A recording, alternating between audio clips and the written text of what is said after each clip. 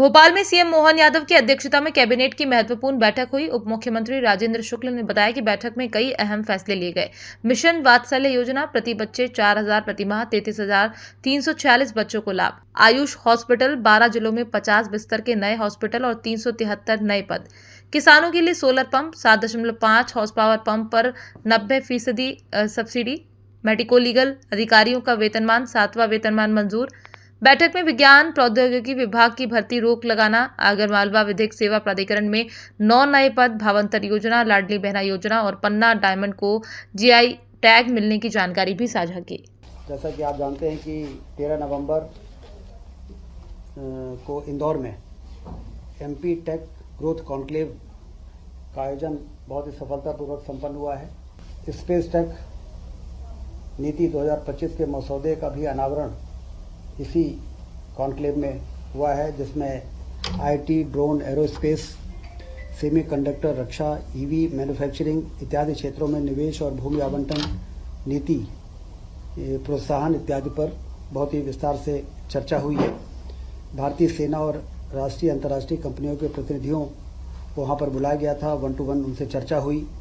भारतीय सेना के मेजर कर्नल गौतम महाजन, ब्रिगेडियर MS रंधावा जैसे बड़े अधिकारी वहां पर उपस्थित थे।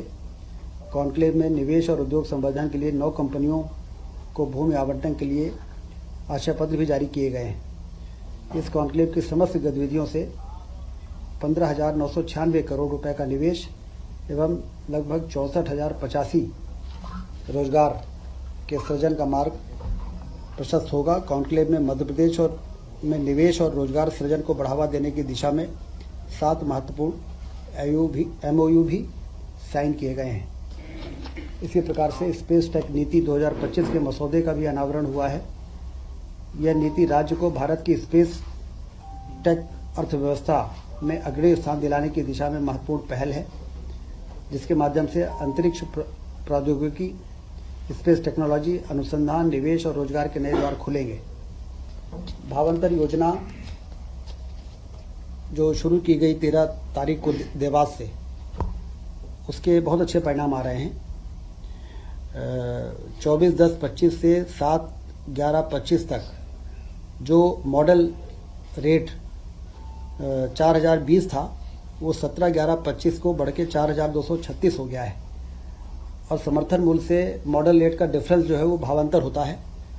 और अभी तक 15 दिनों में 1.33 लाख किसानों को के खाते में 233 करोड़ रुपए भावांतर की राशि अंतरण की जा चुकी है।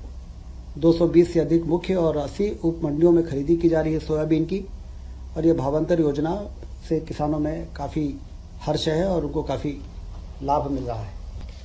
पन्ना जिले के हीरे को जीआई टैग मिला है, ये भी हम सबके लिए बड़ी उपलब्धि है। पन्ना को तो अभी भी हीरे के लिए जाना जाता था, परंतु जीआई टैग मिलने से अंतर्राष्ट्रीय स्तर पर इसकी मान्यता होगी और पन्ना डायमंड के नाम से इसे बेचा जा सकेगा। युवाओं और कारीगरों को रोजगार के नए अवसर मिलेंगे। यह प्रदेश के लिए बड़े गर्व की बात है। लाडली बहना योजना 12 नवंबर 2025 को सिवनी में 1,500 रुपये, 250 रुपये अलग से जोड़ के 1,500 रुपये अब हर महीने लाडली बहनाओं को ये राशि अंतरित की जा रही है। जैसा कि आप जानते हैं कि जून 23 में इस योजना की शुरुआत हुई, तब से अक्टूबर 25 तक बहनों को 44,900 करोड़ से अधिक की राशि का अंतरण किया जा सका है। इससे आर्थिक रूप से बहनें सशक्त हुई हैं, उनका आत्मविश्वास बढ़ा है और वो अपने बच्चों के, अपने परिवार के देखभाल में, उनके स्वास्थ्य के संबंध में ज़्यादा अधिक सक्षम हुई हैं। आज मुख्यमंत्री जी ने विशेष तौर से ये निर्देश दिया है कि इस राशि के अंतरण के साथ साथ उनको लंबे समय तक कैसे हम सक्षम बना सकते हैं, उनको रोजगार कैसे जोड़ सकते हैं, इसकी भी योजना संबंधित विभाग बनाए, जिससे कि उनको अपने पैरों पे लंबे समय तक खड़ा किया जा सके। कैबिनेट के जो एजेंडे प्रमुख रूप से थे, उसमें सिंचाई के लिए सोलर पंप स्थापना की जो योजना 24 जनवरी 25 को लागू हुई, प्रधानमंत्री कृषक मित्र योजना में संशोधन का एजेंडा आज कैबिनेट में था और उस संशोधन में 7.5 HP क्षमता का सोलर पंप लगाने के लिए अस्थायी विद्युत कनेक्शनधारी कृषक का अंश 10% रहेगा। शासन द्वारा 90% की सब्सिडी उनको दी जाएगी, जिससे कि जितने भी टेम्परेरी कनेक्शनधारी हैं लगभग 3 लाख हैं और जो परमानेंट कनेक्शनधारी हैं वो करीब 20 लाख से ऊपर हैं। तो केंद्र सरकार की सब्सिडी का जो सीमा है उस सीमा तक हम कृषकों को अब धीरे धीरे सोलर पंप में ट्रांसफ़र करेंगे और केंद्र सरकार से भी लगातार ये मांग करेंगे कि आप उस सीमा को बढ़ाते जाएं, जिससे जल्दी से जल्दी हम सारे टेम्परेरी कनेक्शनधारी और फिर परमानेंट कनेक्शनधारी को हम सोलर से ये जो इलेक्ट्रिक पंप से सोलर में शिफ्ट कर सकें, जिससे कि लाइन लॉस और सब्सिडी के जो बोझ आता है उससे भी मुक्ति मिले और किसान भी क्वालिटी की बिजली आसानी से अपने स्तर पर प्राप्त कर सके सोलर के द्वारा। 3 व 5 HP के जो अस्थायी विद्युत कनेक्शनधारी हैं को एक क्षमता अधिक यथा 5 या 7.5 HP सोलर पंप प्राप्त करने के लिए विकल्प दिया जाएगा। मतलब 3 HP वालों को 5 HP का सोलर पंप और 5 HP के जो इलेक्ट्रिक पंपधारी हैं उनको 7.5 HP का भी सोलर पंप यदि लगाना चाहें तो उनको वो सुविधा उपलब्ध कराई जाएगी। यह संशोधन आज के कैबिनेट के इस एजेंडे में लाया गया है। एक बहुत ही महत्वपूर्ण निर्णय हुआ है। मिशन वात्सल्य योजना अंतर्गत गैर संस्थागत सेवा यथा स्पॉन्सरशिप, फॉस्टर केयर और आफ्टर केयर जो बच्चे इस प्रकार के हैं, जैसे विधवा, तलाकशुदा या परित्यक्ता माता के जो बच्चे होते हैं, अनाथ एवं विस्तारित परिवार के साथ निवासरत बच्चे, असाध्य बीमारी से पीड़ित माता पिता के बच्चे, इस प्रकार से जो बच्चे हैं लगभग 33,346 बच्चे, उनको प्रतिमाह 4,000 रुपये दिया जाएगा। केंद्र सरकार 60% इसमें का अंश रहेगा और राज्य का 40%। टोटल 1,022 करोड़ की वित्तीय व्यय का ये प्रस्ताव था।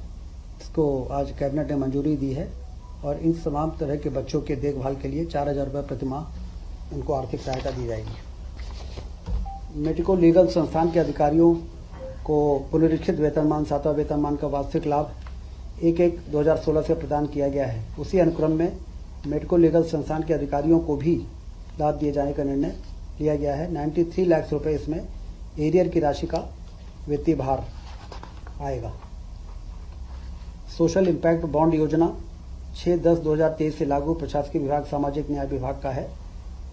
इसके लिए 25-26 के लिए सोशल इम्पैक्ट बॉन्ड योजना 100 करोड़ का बजट का प्रावधान किया गया है। योजना के तहत सामाजिक सेवा प्रदाता हितग्राहियों को सेवा प्रदान करने के लिए रिस्क फंडर से धन जुटा है। प्रदत्त सेवा के परिणाम का मूल्यांकन एक निष्पक्ष बाह्य एजेंसी द्वारा की जाएगी। सोशल स्टॉक एक्सचेंज उक्त संपूर्ण कार्य को संपादित करने के लिए एक कॉमन प्लेटफॉर्म के रूप में कार्य करता है और विभिन्न सामाजिक उद्देश्यों के कम करने वाले नोट फॉर प्रॉफिट संस्थानों को रिस्क फंडर्स धन जुटाने में सक्षम बनाता है। इसका भी अनुमोदन किया गया है। नवगठित जिला विधिक सेवा प्राधिकरण आगर मालवा हेतु नवीन पदों का सृजन। विधिक सेवा प्राधिकरण के लिए जो आवश्यक नवीन पद हैं उसकी भी स्वीकृत की गई है 9 नवीन पदों की और इसमें 59.42 लाख रुपए का वित्तीय भार आएगा।